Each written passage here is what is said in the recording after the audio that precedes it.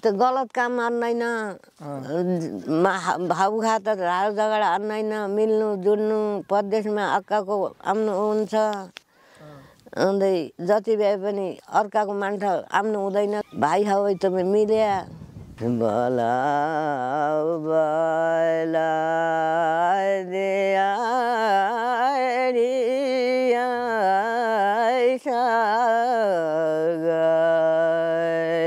बजाई हजुर नमस्कार नमस्कार हुल्पा ना उद्धान ये ना उद्धान हो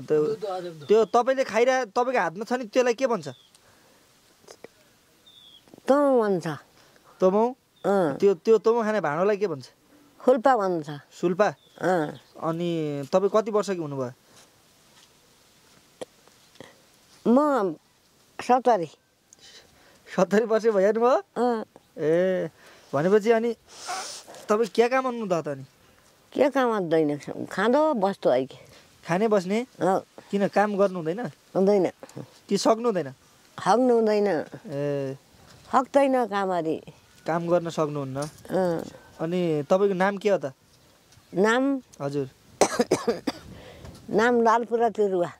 तपाईको नाम लालपुरा तिरुवा ए भनेपछि तपाईको घर यही हो तपाई मेरो बजै हो तपाईका छोराछोरी कतिजना छन् मेरा हजुर 6 छन् 6 छोराछोरी 4 छोरी 2 छोरा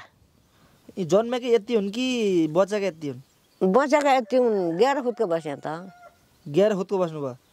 11 खुदको भन्नाले 11 वटा छोराछोरी भया 11 वटा भएकामा 6 वटा बचे 5 वटा मरिए क्यार किन मर्या त क्यार काला आयो मरे यार के अलि ठुला भइसकेपछि मर्या हुन् कि सानैमै मर्या कि नामका मर्या अझ ठुलका मर्या हो अनि तपाईको बुढा बित्या कति भयो भइगयो त मस्तै वर्ष कति वर्ष भयो अहिले 13-14 वर्ष भइगयो 13-14 वर्ष भयो कसरी बित्नु भयो थाहा कि तपाईलाई लोटिकन बितिया खलाउँदा लोटिकन भन्नाले कसरी लोड्नु भयो त कसरी घाँस काट्न गएर लोटे आइगे घाँस काट्न गइकन लोट्नु भयो ए भैँसीलाई घाँस काट्न जाँदाखेरि लोड्नु भयो नि त अनि तपाईको जस्तै तपाईले बिहे गर्नु बेला तपाई कति वर्षै हुनुहुन्थ्यो थाहा छ तपाईलाई थाहा छैन मान्छे थाहा छैन जस्तै तपाई त्यतिखेर के थियो तपाईको जमानामा जस्तै भागेर बिहे गर्ने चलन थियो कि मागेर बाआमाले दिकन बिहे गर्ने चलन थियो कि के थियो त्यतिखेर माबाबुले दिएर बिहे गर्ने चलन थियो बुवा मम्मीले जस्तै तपाईको बाआमाले दिएर मागेर अनि तपाई चाहिँ मागेर बाआमाले दिएर बिहे गर्नु भयो हो खुसी खुसीमा भनेपछि तपाईका उता माइतीतर्फ चाहिँ कतिजना दाजुभाइ हुनुहुन्थ्यो तपाई तपाईको माइतीमा कतिजना दाजुभाइ दिदीबहिनी कतिजना हुनुहुन्थ्यो तपाई 4 बहिनी 2 भाइ छिया मरिगया 4 बहिनी 2 भाइ 4 बहिनी 2 भाइमा अहिले कतिजना छन् हुनु त अहिले 3 नै बहिनी मात्रै छौं भाइ नै भाइ सबै बितिहाल्नु भयो ए भनेपछि त्यो तपाई त्यो हुल्पा नखाएपछि खाना खाए चाहिँ मान्नु हुँदैन छ क्या मान्दैन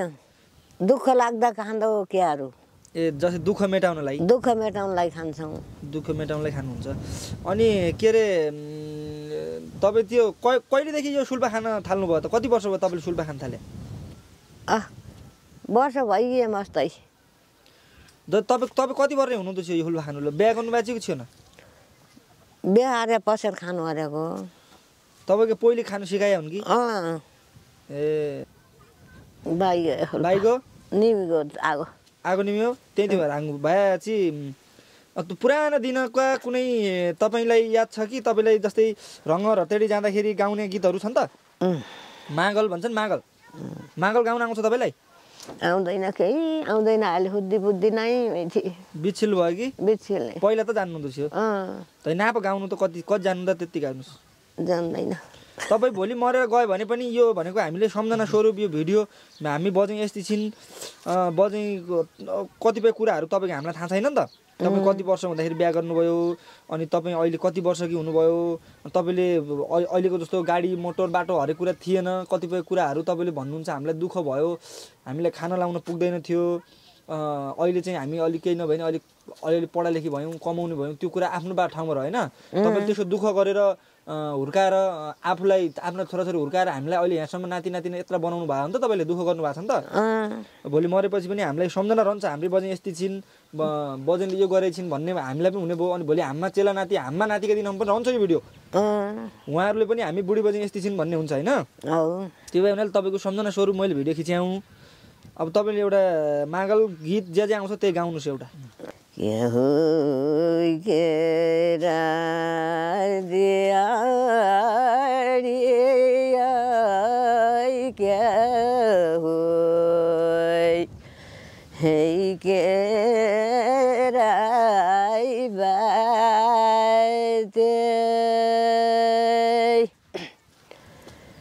बला बला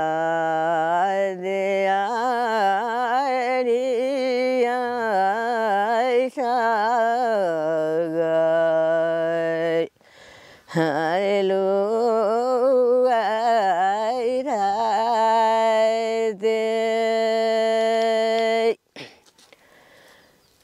तमाई के दिया रे माई सापो होइरा के बाते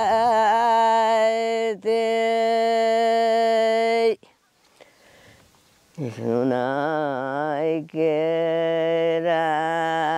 दिया रे माई सोबाई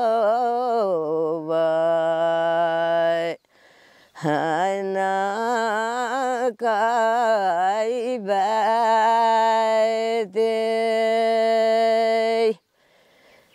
बला बला दिया रे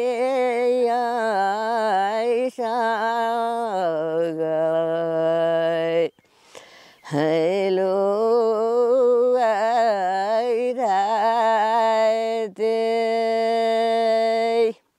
यो मागल यही हो के भनेको त यो देउताको मागल भनेको देउताको मागल देउताको अब जस्तै देउताको त भन्नुभयो तपाईँले देवी देउताको मागल त भन्नुभयो कि अब हामीले बुझ्ने तरिकाले चाहिँ कसरी बुझ्ने भयो त यो के भनेको भन्नुहोस् त एकचोटि त्यसो के दिया रे माईको हाइरे खे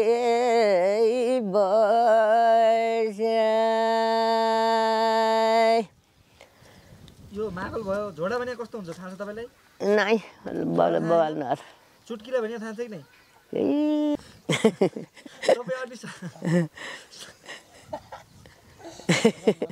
बुटो अन्त तपाईँ 70 वर्ष हुँदामा पनि गाई हेर्न जानु त भइसक्यो दौड्नु त हामी भर्खरका 22-23 वर्ष भए नै हडी सक्दैनौँ कि यो किन यस्तो भएको जमाना छोटा आयो यार क्या जमाना छोटा आयो भनेपछि तपाईँ अहिले जस्तै तपाईँ अहिले कोसँग बस्नुहुन्छ त छोरा हात बस्छु छोरा बुहारीसँग बस्नुहुन्छ छोरा बुहारी के छन् छोरा बुहारीले कस्तो व्यवहार गर्छन् त अहिले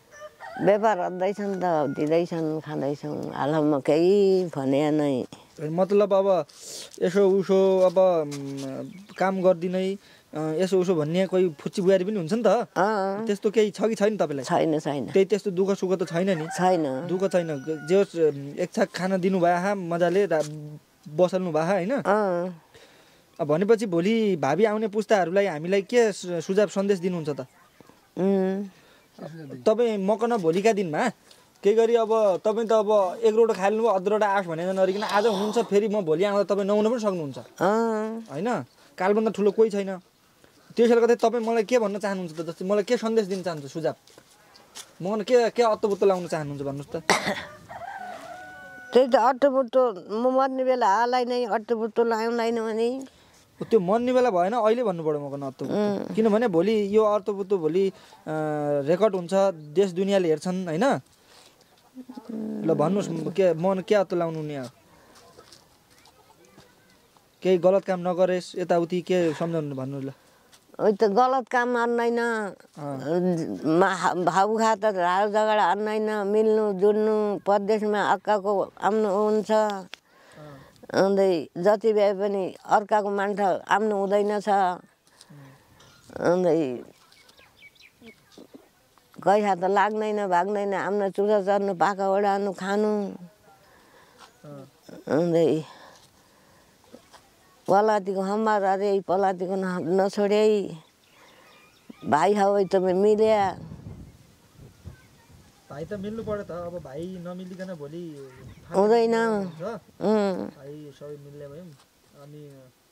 अरू केही भन्नु नि अब अरू केही भन्दैन अब भाइ भयो